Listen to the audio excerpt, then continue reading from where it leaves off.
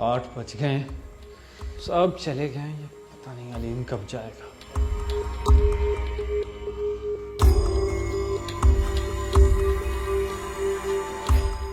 यार दीनू, मुझे एक बात समझ में नहीं आ रही।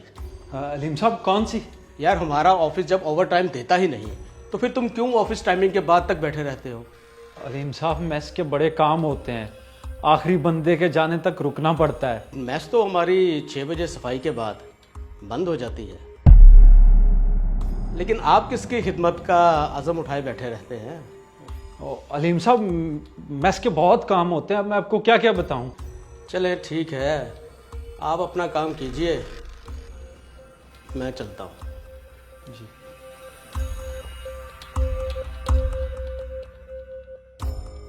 जो काम तुम कर रहे हो ना दीन मोहम्मद, बस इसी का पता चलाना है मुझे। इधर लोग अपनी ड्यूटी टाइमिंग पूरी नहीं करते और एक तुम हो जो ड्यूटी टाइमिंग खत्म होने के बाद भी वापस नहीं जाते। कुछ तो राज है तुम्हारे इस बैग का और देर तक रुकने का। बस इसी राज को मुझे फाश करना है और बॉस की नजर में आना है। सर मैंने दीनू के बारे में कुछ बात करनी थी। हाँ बोलो। सर मैं पिछले काफ़ी दिनों से नोट कर रहा हूँ कि दीन ऑफिस में सबसे पहले आता है और सबसे बाद में जाता है। ये तो बहुत अच्छी बात है। सर अच्छी बात तो तब होती है जब खाली हाथ वापस जाता है। क्या मतलब? सर मैंने सारी सीसीटीवी फुटेज देख ली है। दीन जो बैग लेकर आता है वो खाली होता है और जब लेकर जाता है तो भरा होता है। लेकिन ऑफिस से ना ही कोई चीज़ गायब हुई है और ना ही कभी किसी ने कोई शिकायत की है।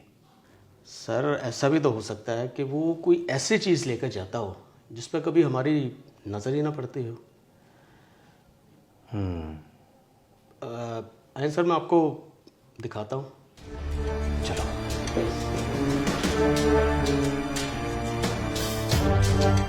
तो सर ये देखिए उसके आते हुए खाली बैग।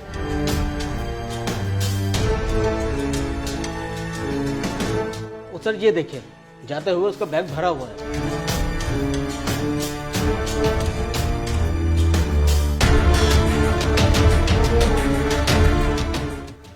कह तो तुम सही रहे हो,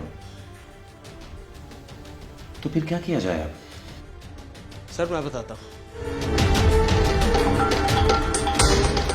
खुद तो लोग आते भी लेट हैं और जाते भी जल्दी हैं। मेरे देर से जाने से पता नहीं इनको क्या तकलीफ होती है।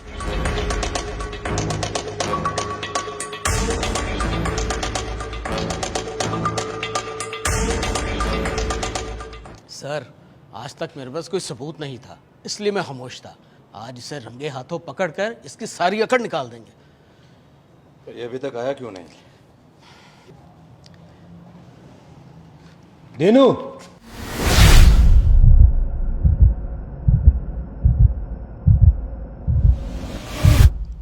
ये बैग। सर वो बैग में कुछ ज़रूरी सामान है मेरा। ऐसा कौन सा जरूरी सामान है जो सुबह ऑफिस आते वक्त तो नहीं होता लेकिन जाते वक्त जादू से आ जाता है? देखो अगर तुम किसी किस्म का कोई शोर शराबा नहीं चाहते तो चुपचाप ये बैग हमारे हवाले कर दो। हमने सीसीटीवी फुटेज देख ली है।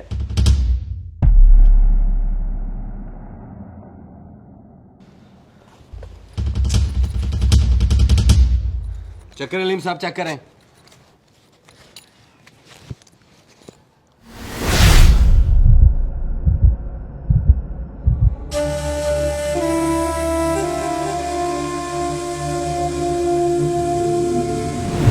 खैरियत तो है, खाली बर्तन के सामने बैठी है।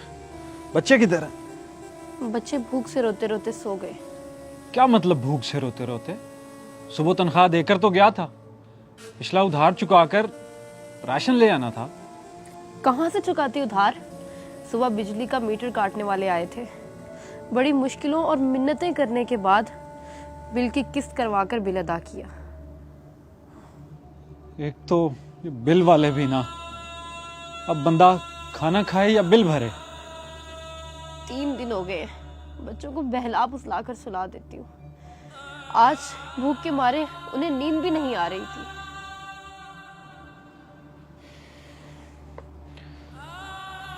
आज के बाद हमारे बच्चे भूखे नहीं सोएंगे। कहाँ जा रहे हैं आप? बच्चों के लिए खाने का बंदोबस्त करना है।